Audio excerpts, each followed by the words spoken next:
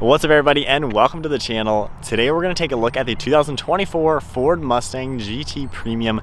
This particular one finished in grabber blue, has the 401A package, MSRP is $53,500. Big shout out to Mooresville Ford for providing one of their new Mustangs for today's video.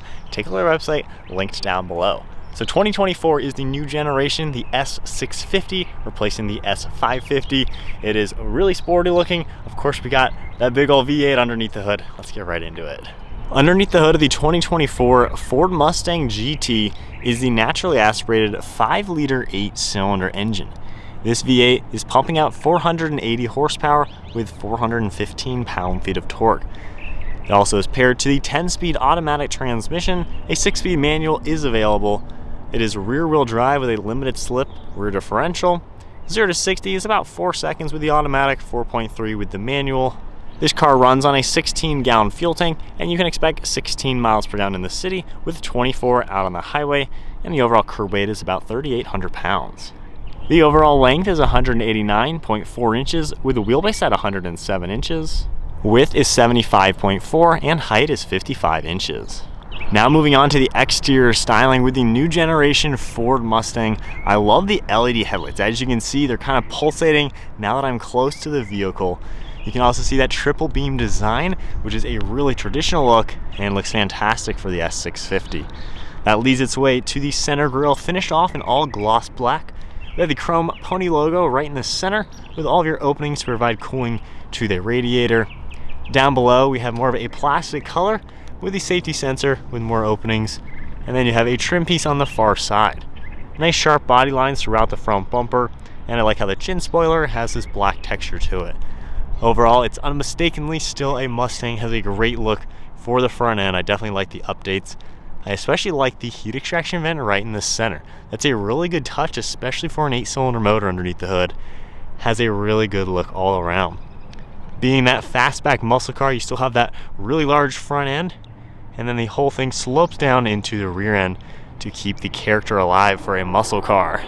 This GT Premium also features a set of Brembo brakes up front.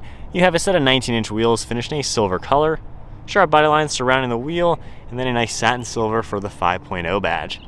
You have more of this plastic trim in the lower portion of the door sill with a sharp body line, nice sharp line throughout the door itself, and then a set of body-colored mirror caps with an integrated turn signal and body-colored door handles. You have some black trim surrounding all of the windows, a sharp body line up on the roof that matches what you see on the hood, and then another look at the side profile. You have that low-slung fastback appearance. This car is slightly larger in length than the previous generation. You can tell the rear bumper just protrudes outwards a little bit more. You have nice wheel arches to really add some width, and then a body-colored lip spoiler. Once again, we have the traditional LED taillights with that nice red design, and you can see the 3 bars, really cool look to them. You have the GT badge right in the center with your backup camera, and then a massive plastic diffuser with quad exhaust. Looks really good back here, nice and aggressive.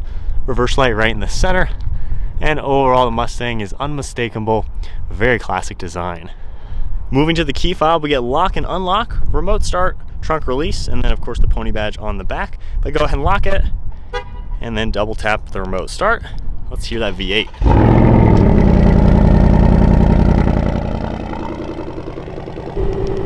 And then going ahead and shutting it off. That is a nice sound to it. With the key fob in my pocket, I can just grab the door handle, open it up, and we can take a look at the black leather interior. So moving to the door panel itself, mostly finished off in just a plastic material. We have this nice leather material for the center insert with contrast stitching, good padding, grab handle, window controls, and mirrors. Then your release handle with memory seating. You have this plastic fake carbon fiber design as well, fading its way to one of the 2 speakers in the door. Then we have the Mustang badge on the door sill, a few power controls, still have manual recline, and then the nice leather. I like the perforations throughout the center, nice size bottom and back bolsters. Overall, pretty good looking set of seats. And then we have a flat bottom design for the steering wheel, finish in black leather. You have some perforations, more of the plastic carbon, and silver trim. And then now inside the 2024 Mustang GT Premium, keep my foot on the brake, we can fire it up.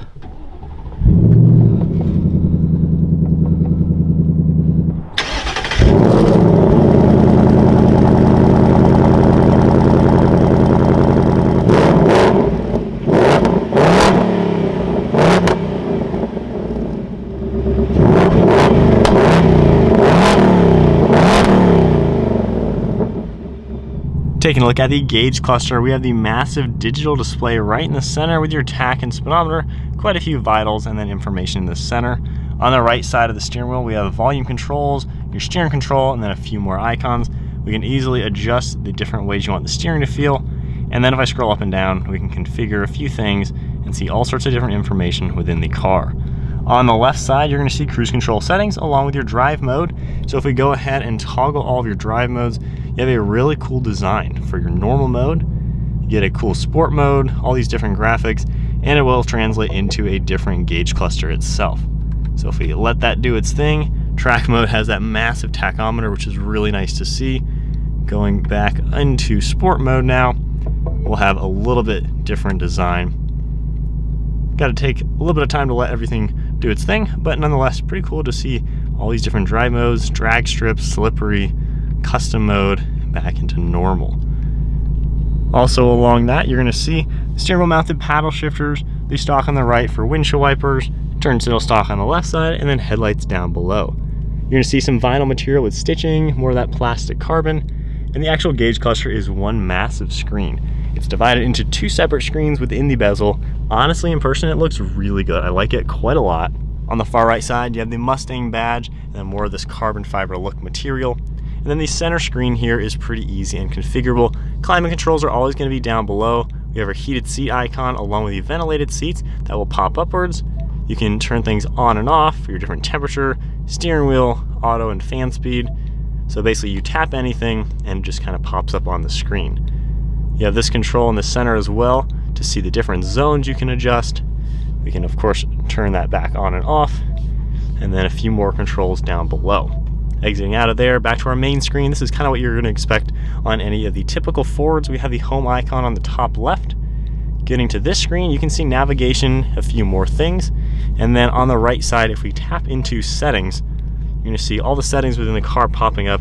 You can easily swipe over, and then over here you can swipe this up and down, see different things, navigation, you have phone integration, trip information as well.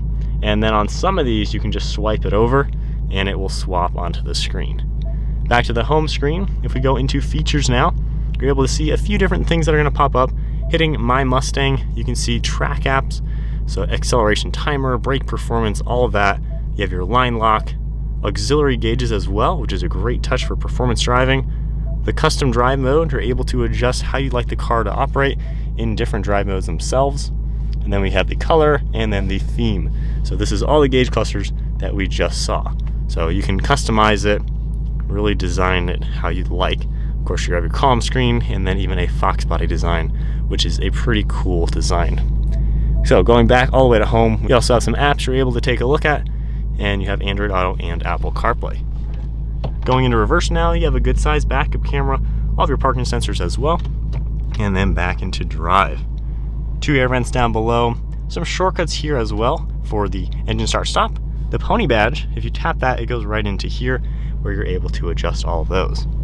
You have phone charging down below with a few plugs, some nice vinyl material all throughout the center tunnel just to give it a more premium feeling. This has a nice look and feel, definitely has a good look to it. A little bit of storage down below with stitching on the armrest, and then we have a good sized glove box. One last look at the interior. I think the new Mustang really hit it out of the park. It's a great place to be.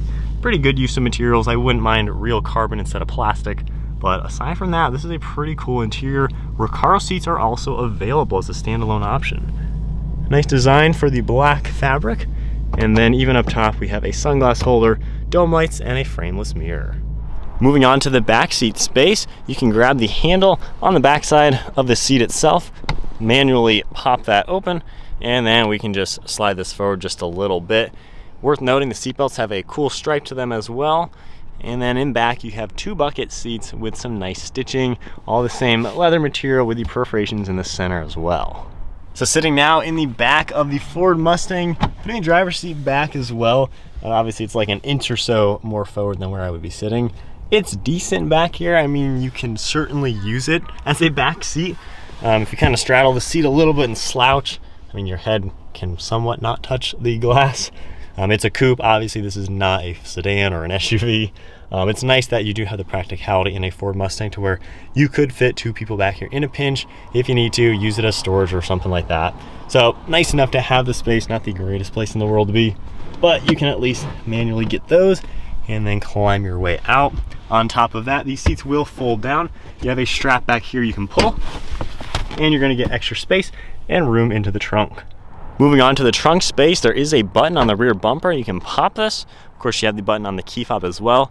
The Mustang has a pretty nice trunk. Goes pretty wide left and right, pretty decent sized load floor. We do have the optional subwoofer back here as well. And you can see with those seats folded down, you have even more space into the cargo area. And then with these seats kind of out of the way, you can get a better look, and you also have a pretty large opening into the trunk to make this sporty muscle car actually pretty useful for the day-to-day. All right, setting off now.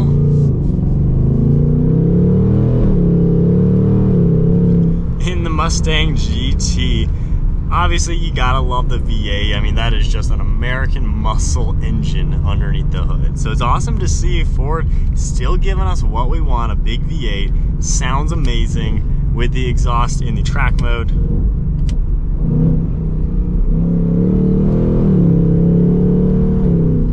Has such a good tone to it. So the 10-speed transmission, I'm not the biggest fan of. I would prefer the 6-speed manual. However, the 10-speed, if you play with it as if it were a 6-speed, honestly, it does a pretty good job. If you're really on the gas flooring it, it shifts really quick, pretty snappy. My only complaint is if you happen to be in a really high gear, it takes a long time to downshift into an optimal gear. So definitely, you don't want to play with it way too high in the revs, but it's good. Of course, it gives you the daily driving aspects and still a pretty good performance-focused design. So if we tone down the drive modes, I love the displays, like it looks super cool. However, I'm not the biggest fan of how long it takes to honestly change the drive mode. It's cool to have the display, but I'd rather you be able to honestly turn that on and off and just quickly go to the next drive mode. But nonetheless, if we go just kind of back into normal everything, the new Mustang is a nice car to drive. I think it is significantly better than the old one. It's more comfortable feeling. The materials are better. It looks so good. More refined in here as well. I love the look of the screens. They all look great. Great amount of information on them. I mean, really, this is a nice car to just drive and be in. Even in normal mode, automatic, I mean, this thing's peppy, very healthy motor. It'll do what you need to do. Visibility is pretty good. You have a very flat hood. You can definitely see it. This bezel is below the dash itself to where this isn't just like a tablet stuck on, even though it kind of is just a giant tablet stuck on. It doesn't honestly look like that when you're driving. So it looks really sunken into the dashboard. I like that. You feel nice. I mean, you feel very open. You can see around really easily. You know, over your right shoulder, plenty of visibility. I mean, honestly, this is fine, especially for being more of that low slung coupe. This is an easy car to daily drive. With the suspension, I think this one just has the fixed normal suspension. You can get magnetic suspension for the different adjustments. This one rides really nice. It's absorbing bumps really well. It doesn't feel harsh or backbreaking at all. I mean, honestly, this is a really nice place to be. When you play with the drive modes, of course, being able to customize all this, really just the steering feel can go from lighter to heavier, exhaust, and then it's just slightly traction control. So that's kind of what the drive modes do in this one. If you don't have the performance package, you're not really going to notice the drive modes. Just really the steering and traction and exhaust is kind of the biggest thing. Nonetheless, it's still a quick car. I mean, it's got plenty of power. I mean, you're not going to drive a V8 Mustang and think it's slow. So you have kind of everything you need in this car, and it's fun to drive. And I like how they haven't really sacrificed, you know. It's a big muscle car, so obviously the fuel is going to keep drinking itself away. We had a Mustang for a week, and my goodness, it just drinks fuel. But you got a V8, so who cares? All right, setting off with my perspective. So brand new engine, I'm not gonna like redline it. However, we've had the Mustangs before as press cars. We had a Dark Horse not too long ago. It's a fun car. It's got some power. It can break loose really easily. The new Mustang, to me, is a huge step up. Two biggest reasons: handling and interior refinements. I feel like my age group, you know, I just turned 30 years old. I feel like people like myself, we like the refinements. We're leaning more towards the European cars because they feel really nice to drive. they just feel like high quality cars. I feel like the muscle cars are getting too cheap feeling. Mustang has kind of taken a new approach to where it actually feels nice in here. Yes, there's plastic carbon fiber, which I would rather not have. But overall, it's pretty cool. The screens honestly look great in here. The leather, the vinyls, it all feels nice. And for over a $50,000 car, you know, this is the kind of interior I would expect. Again, I wouldn't mind real carbon fiber, but it's a nice car to drive. It really is. The handling too is much better. Before, you know, years ago when Mustangs were still solid rear axle, I mean, they didn't handle well at all. They were not cars for the turns. Obviously, they went into a lot of crowds and a lot of curves. When the S650 came out, it was a much better design with the independent suspension. Now for the S650, to me, it handles a lot better. The steering feels much more direct. It still feels more like a heavier Grand Coupe muscle car than a, you know, a tight, nimble sports car. But it's still a car that you can play with in the turns. You can have some fun with, maybe drag race and doing highway pulls. You have the drag strip mode. You got the V8 power to where you can actually use this for a straight line muscle car, which is kind of where this car came from in the early days. And then if you're like me, who likes mountain road trips, doing the twisty turns, you know, this car is able to do that as well. So the new Mustang is extremely well rounded. It offers a lot. The tech is really good too. It feels like a modern car. And I feel like today, I'm not the biggest fan of how every automaker is almost trying to only sell their cars based on the screens and the tech. I'm really not into all the tech. But this is nice. It feels new, but it's not overly complicated. And then of course you have a big American V8. You cannot not love that. I mean, everyone needs a V8 in their life, honestly. It's a great motor. I love the new design. It's a little bit more peppy than the previous generation. It sounds every bit as good, if not better. So it's a much better Mustang. You know, not everyone really is softening up to the new screen or even maybe the front bumper or rear bumper design. I'm not a Mustang fanboy, so I don't really care.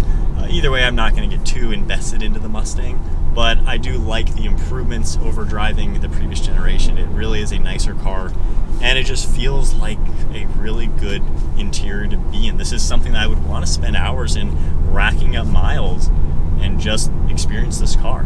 And with modifications, with higher trim levels, performance packages, manual transmission, I mean, there's a Mustang for everybody. Of course, you can get the EcoBoost still, which is a great option. I mean, it's peppy enough for a more sporty focused muscle car looking car, but you know, there's a Mustang for everyone, and the price ranges are very broad to where, you know, you can get a cheaper Mustang or an expensive Mustang. It just kind of depends on your own budget and desires.